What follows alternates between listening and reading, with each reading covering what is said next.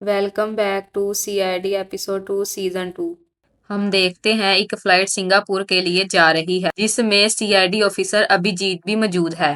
Flight में pilot सबसे मुखातिब होकर कहता है, हमारी फ्लाइट सिंगापुर के लिए 1 घंटा लेट है और आप हमारा इंटरनेट वाईफाई यूज कर सकते हैं। इतने में अभिजीत के फोन में एक मैसेज आता है। अभिजीत देखता, वो एक वॉइस होती है। अभिजीत वॉइस सुनता एक आदमी अभिजीत को कहता, जल्दी से 128 सीट पे आ जाओ वरना इंजाम बुरा होगा।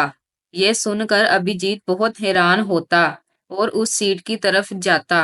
अभिजीत जब उस सीट पे पहुंचता वहां एक आदमी सो रहा होता है। जब अभिजीत उस आदमी को हिलाता, आदमी गिर जाता है। वो मर चुका था। फोन पे मैसेज दोबारा आता है। आदमी अभिजीत से कहता है, तुमने मेरा कहना माना है और किसी को कुछ नहीं बताना वरना यहाँ मौजूद सारे आदमी मारे जाएंगे और इन सब की मौत के जिम्मेदार सिर्फ तुम होगे। अभिजीत एसीपी सर को कॉल करके बताता, इस फ्लाइट में एक खूनी मौजूद है। वो तब तक नहीं रुकेगा जब तक उसे जो चाहिए वो मिल ना जाए। एसीपी सर अभिजीत को कहते हैं, उसे क्या चाहिए? अभिजीत कहता, 1 घंटे के अंदर एक आदमी को ढूंढना है और उसके साथ क्या करेगा वो अगली कॉल में बताएगा। एसीपी सर अभिजीत से कहते हैं, हमें वो आदमी ढूंढने में टाइम लगेगा और ये बात वहां किसी को पता नहीं लगे। अभिजीत कहता, सर मैं पूरी कोशिश करूंगा। एसीपी सर पूर्वी से कहते हैं, होम मिनिस्टर को ये बात बता दो। एसीपी सर पंकज से कहते हैं, देखो फ्लाइट में कोई पुराना मुजरिम तो नहीं बैठा। और एसीपी सर अवनी से कहते हैं, ये बात मीडिया तक ना पहुंचे। अभिजीत एसीपी सर को एक नंबर सेंड करता है और बताता है, और ये नंबर उस आदमी का है जिसे हमें ढूंढना है। एसीपी सर दया को कहते हैं, तुम इस नंबर वाले आदमी को ढूंढो। तभी एसीपी सर डॉक्टर सालुंके को फ्लाइट वाली लाश की तहकीकात के लिए बुलाते हैं। डॉक्टर सालुंके अभिजीत से कॉल पे बात करते हैं। अभिजीत बताता है, बॉडी पे कोई निशान नहीं है, बॉडी का कलर नीला हो गया। डॉक्टर सालुंके बताते हैं, ये जहर से मरा है। फिर एयर होस्टल अभिजीत के पास आती है। वो लाश को देख लेती है। उसे पता चल जाता है ये आदमी मर चुका है। अभिजीत एयर होस्टल से कहता है, मैं सीआईडी ऑफिसर हूँ, तुम मेरी मदद करो, इस बारे में किसी को पता ना चले और मुझे इस प्लेन की सीसीटीवी फुटेज ला के दो। दया उस नंबर को ट्रेस करता है। तभी अपनी दया को बताती है, जिसका ये नंबर है उसकी मौत 4 साल पहले हो चुकी है। दया कहता है, अगर वो मर चुका है तो नंबर कौन यूज कर रहा है? दया नंबर को ट्रेस करके एक घर में पहुंचता। उस घर से एक लड़का बाहर आता है। दया उस लड़के से पूछता, तुम मरे हुए इंसान का नंबर क्यों यूज कर रहे हो? तभी दया को अभिजीत की कॉल आती है। अभिजीत दया से कहता, तुम्हारी गाड़ी के नीचे कुछ है, जाके देखो। दया गाड़ी के नीचे देखता, उसे वहां एक मोबाइल मिलता है। अभिजीत दया को बताता, ये मोबाइल उस लड़के को दे दो और लड़के से कहो इस मोबाइल पे कॉल आएगी, जैसा खूनी बोले तुम्हें वैसा करना होगा। फोन में खूनी की कॉल आती है। खूनी लड़के से कहता, दी ग्रेट हैकर, तुम्हें एक कोड क्रैक करना है, अगर तुम ऐसा नहीं करोगे तो मारे जाओगे। एयर होस्टल अभिजीत से कहती है, सीसीटीवी फुटेज आ गई है। अभिजीत सीसीटीवी फुटेज देखने लगता है। उस घर में एक डिलीवरी बॉय पार्सल लेके आता है।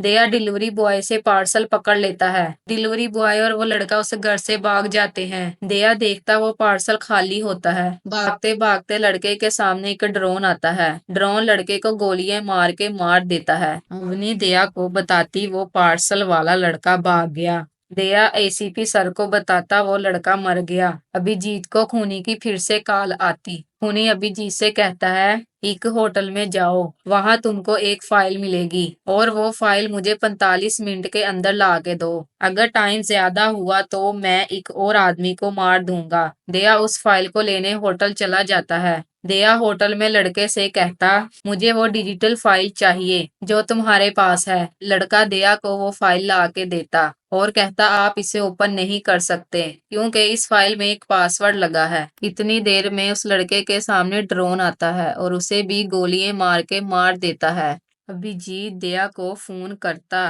क्या तुमने वो फाइल खूनी तक पहुंचा दी है? दया कहता, नहीं, यहाँ फाइल को चेक कर रहे हैं। अभिजीत दया को कहता, हमारे पास इतना टाइम नहीं है। दया वहां से फाइल लेता। टाइम ज्यादा हो जाता है।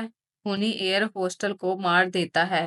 फिर प्लेन में सबको पता चल जाता है यहाँ खून हो रहे हैं। पंकज एयरपोर्ट की फुटेज चेक करता है। उसे एक पुलिस वाले पे शक होता है। वो पुलिस वाले के घर जाके पूछता, तुमने क्या किया है? पुलिस वाला कहता, मैंने एक बैग ऑरेंज और ब्लैक कलर का प्लेन में पहुंचाया है। दया अभिजीत को कॉल करके कहता, प्लेन में ब्लैक और ऑरेंज कलर का बैग है, उस बैग को ढूंढो। अभिजीत बैग को ढूंढने लग जाता है। तभी अभिजीत को वो बैग मिल जाता है। अभिजीत के पास एक लड़की आती और कहती, मुझे पता है ये बैग किसका है। सीआईडी ऑफिस में एक पार्सल आता है जिसमें एक मोबाइल होता और एक पर्ची में लिखा होता है, इस मोबाइल पे एक कॉल आएगी। वो कॉल सिर्फ प्लेन का मालिक उठाएगा। उस मोबाइल में एक कॉल आती है। खूनी प्लेन के मालिक से कहता है, मुझे उस फाइल का पासवर्ड बताओ। प्लेन का मालिक उसे पासवर्ड बता देता है। खूनी प्लेन के मालिक से कहता है, गुड बाय विक्रम। तभी मोबाइल में बॉम्ब का टाइम शुरू हो जाता है।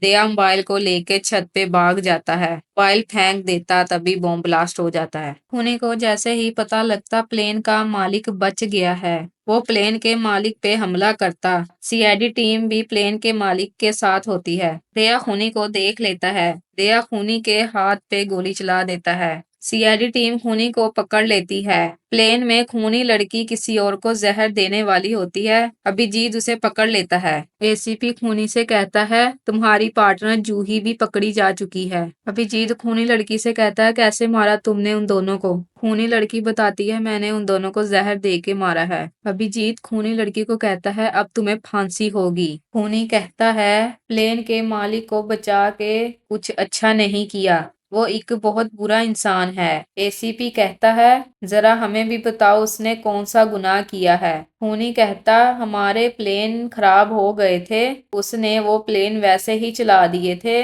अगर वो प्लेन ठीक करवाता तो उसे बहुत पैसों का नुकसान हो जाता। जो 2 महीने पहले प्लेन क्रैश हुआ था वो भी इसी खराबी की वजह से हुआ था, इसमें 300 लोग मारे गए थे। लेकिन ये बात मेरे भाई को पता चल गई थी, वो सबको बताना चाहता था। विक्रम ने उससे पहले मेरे भाई को मरवा दिया। मेरा भाई प्लेन में लड़की का मंगेतर था, वो भी बदला लेना चाहती थी, इसलिए उसने मेरा साथ दिया। एसीपी कहता, विक्रम को उसके गुनाहों की सजा जरूर मिलेगी और तुम्हें भी फांसी होगी।